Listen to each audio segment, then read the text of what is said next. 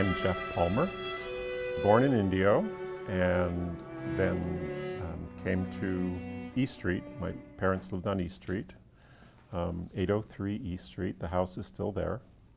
And grew up there until high school, and then in high school we moved up to Moonlight Drive, and then went to college at the Desert, and then moved away, and then came back here about 12, 13 years ago.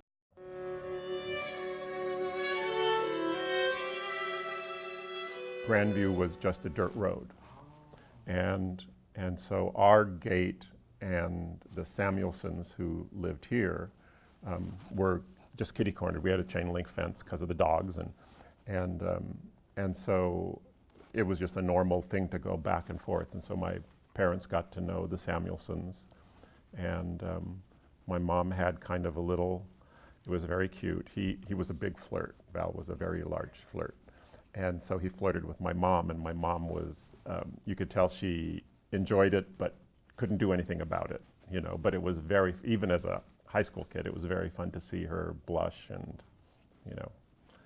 And at that time, Val was doing his bulldozer was here sometimes, and they were creating that road. Dunn Road. Yeah. Dunn Road, yeah. Done, yeah. Yep. This is Dorn, that was Dunn. And in exchange, he was going to get a big piece of acreage up there. But then, of course, it all fell apart because they did it illegally. Can we back up a Sure.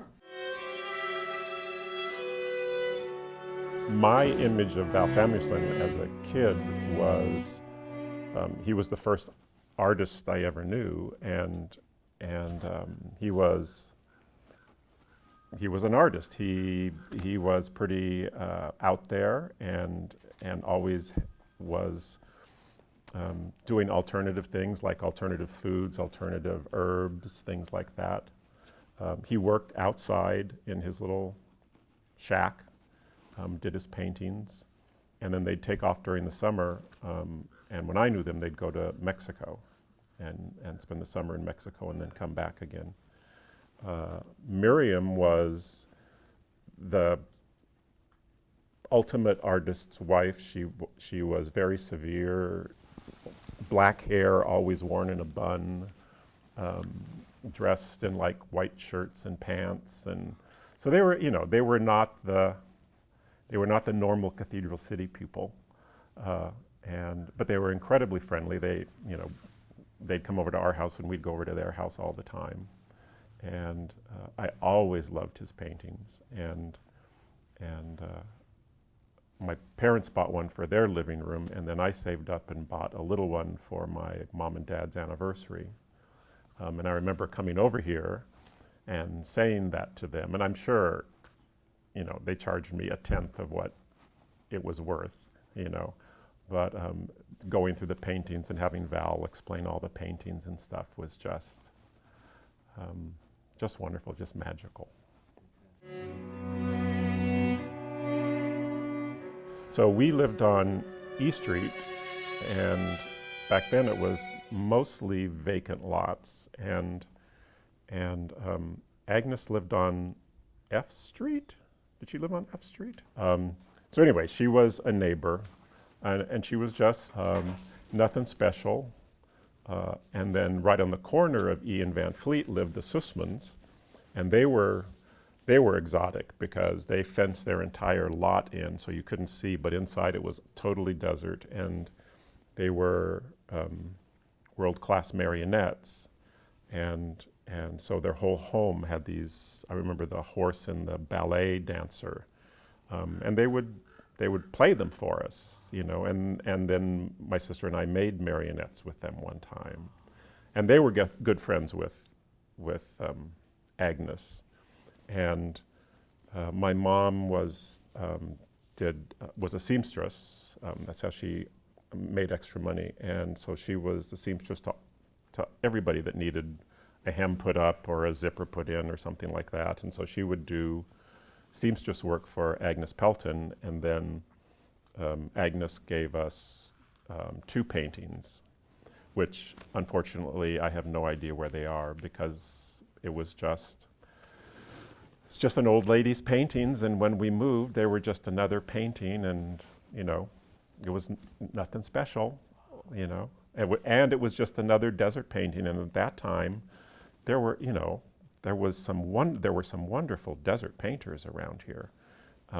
But they were just, you know, it would be like going to the gallery and seeing local artists here now. And, you know, they haven't made it, and, you know, and so it's like, well, I can give this away, or, you know, that kind of thing.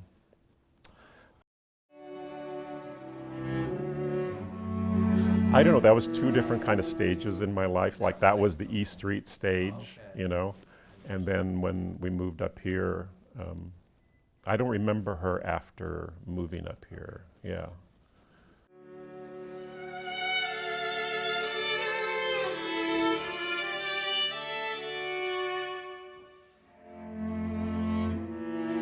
Yeah, we lived on E Street, 803 E Street, which my dad built. He built the house next to it, and then that only had 2 bedrooms, and then when I was born, he built the house across the driveway for us. And my parents were Box 1 Cathedral City, no matter what Bob Hilary says. And I have my Social Security card to prove it that says Box 1 Cathedral City. And it was because my mom was the tallest woman in town, and Box 1 was the top left corner. And so they got Box 1. And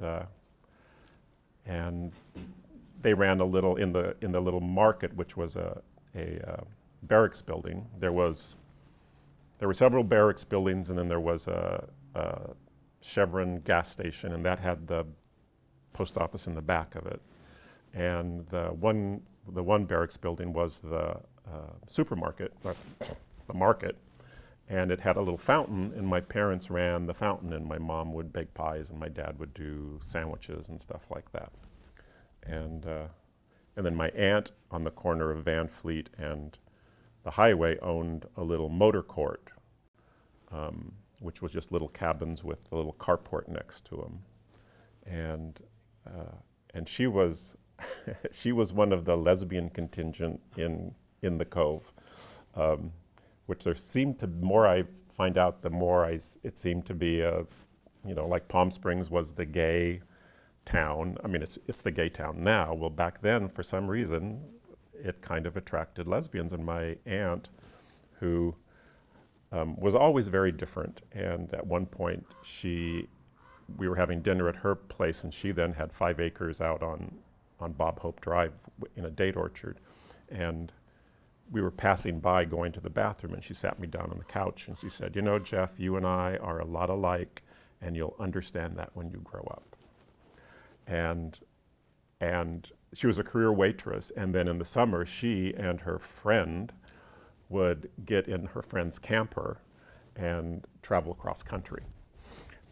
So, you know, all these, there's all this wonderful history, but there's also this unwritten history that, you know, is just verbal, which is sad to be losing.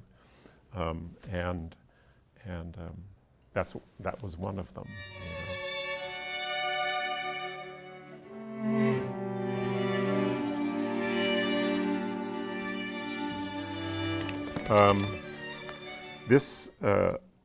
I got this from Vivian Price, who was my first girlfriend in high school, and I knew her when I went to St. Teresa.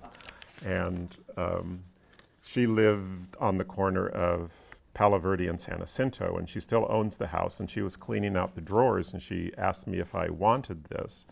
And it's the CCNRs for Sun Air Track number 2, which is the area of Cathedral City that's like Palo Verde, Melrose, Bankside, that area. And it was being built up in the 50s and 60s, and my dad actually built 3 houses there. And in the CCNRs, it says that no portion of said tract shall ever be owned, leased to, lived upon, or occupied by any person whose blood is not entirely of the white or Caucasian race.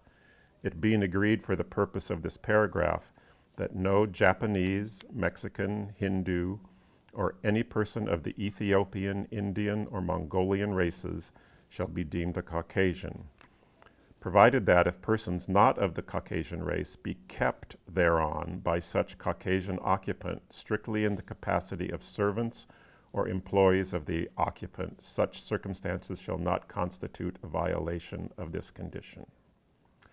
So Cathedral City had its own little white supremacy going on, you know. And, you know, as a kid, I had no idea that was going on. I mean, I remember when Section 14 was bulldozed, and I had several black friends, and my dad, who owned a plumbing company, all the laborers were black, and because the union wouldn't let them in the union, their homes were bulldozed within 48 hours, and they were gone, and they missed work, and my dad was wondering what was happening, and they were all relocating either to the North Palm Springs across the freeway or up into Banning and Beaumont. And that's how Palm Springs got rid of its problems.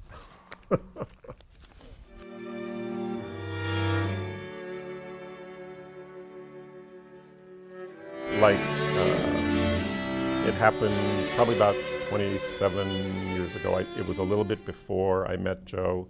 I think the workshop was right before I met Joe, I'm not sure. But anyway, it was a workshop for photographing the male nude, and it appealed to me on lots of different levels. And so I took it, and it was very, very professional, and which was a little bit of a disappointment. But for the artistic part of me, it was great, and that's what I steered towards. I found out that if I let my sexual desires overtake my artistic desires, that the photos were lousy. You know, that just didn't come out the same. But if I concentrated on the male form and how the light hits the different planes of the male form and things like that, then I absolutely fell in love with those images. And it was also during, it was right at the beginning of the whole AIDS pandemic. And Joe and I were, we actually met volunteering at the AIDS Project in San Diego. And during that time, that's when, after that was all the federal money came in, and we got really disillusioned by what was happening in the organization, so we left. But I still wanted to do something, so I told them I would do a calendar as a fundraiser for them.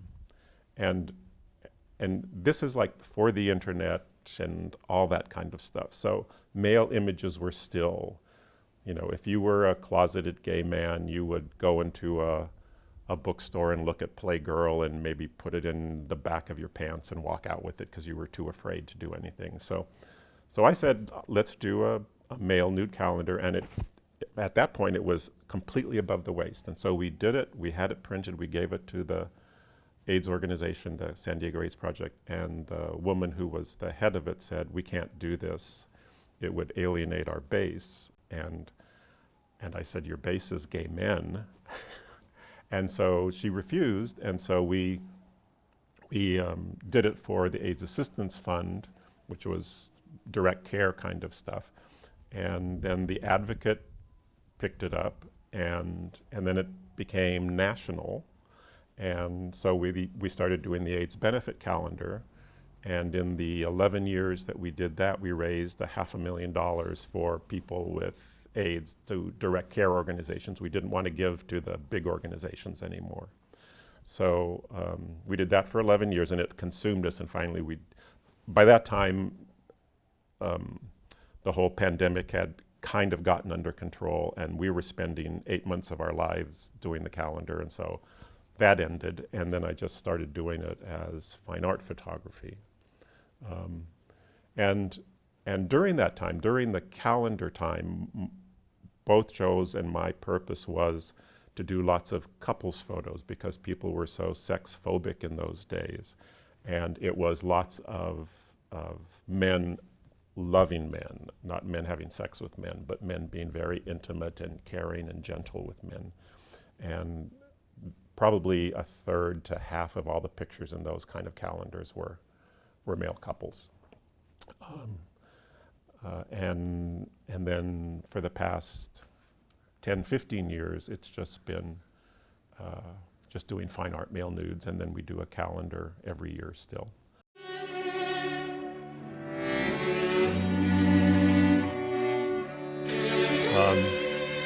I've always been in love with the Cove, ever since I grew up here. I mean, when I grew up here, terrace, my parents wouldn't allow me to ride my bike above terrace, because terrace at that point only had the little homestead cabins on dirt roads.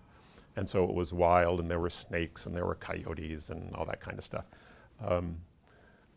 But it was just magical to me. And so I always have had a love for it. And I always came up here we've lived in Palm Springs for like 12 years, something like that. And I was just driving around the Cove one day and drove past Val and Miriam's house, and it had a for sale sign on it, and it was completely dilapidated, just really sad. And so I immediately, and it was by that time it was government owned, and so I drove down to La Quinta to the office and said, let's write up a contract, I need to do it. And she said, well, it's the kind of sale where you put in a sealed bid, and so you won't know until the deadline when all the bids are opened up. And so I would come up here all the time, and there'd be people like looking in the windows and all this stuff, and getting very, very nervous that somebody was going to take it and do what they did with the house 2 doors up, which was another little desert house. They scraped it and built a new house. And that's the last thing I wanted to do. And the people that were coming up here that I was talking to, that's what they wanted to do.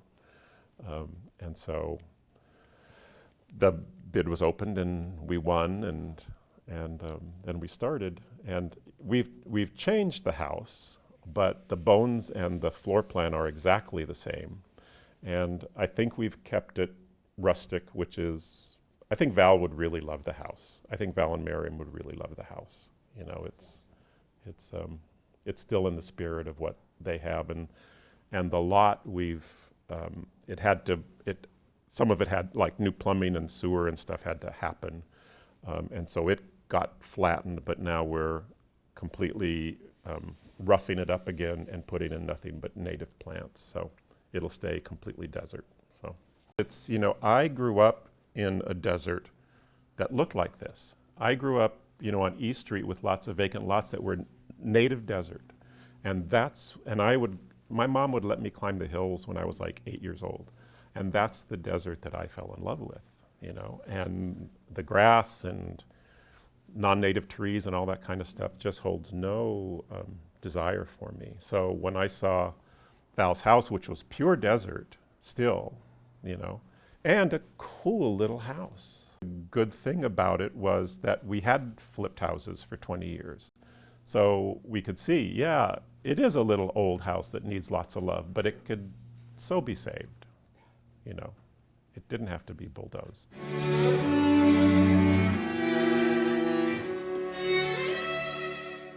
Yeah, we were working in the San Diego AIDS Project. I was in charge of the Safer Sex Project for gay men, and he was assistant to the finance director.